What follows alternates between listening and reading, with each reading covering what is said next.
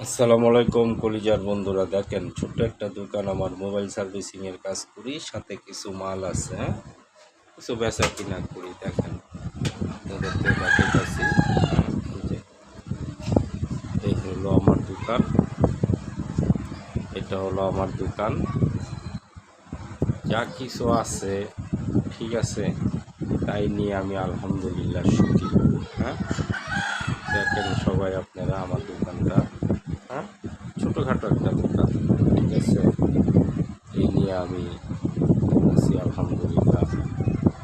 সবাই আমার জন্য দোয়া করবেন, আমার ছেলেদের জন্য দোয়া করবেন।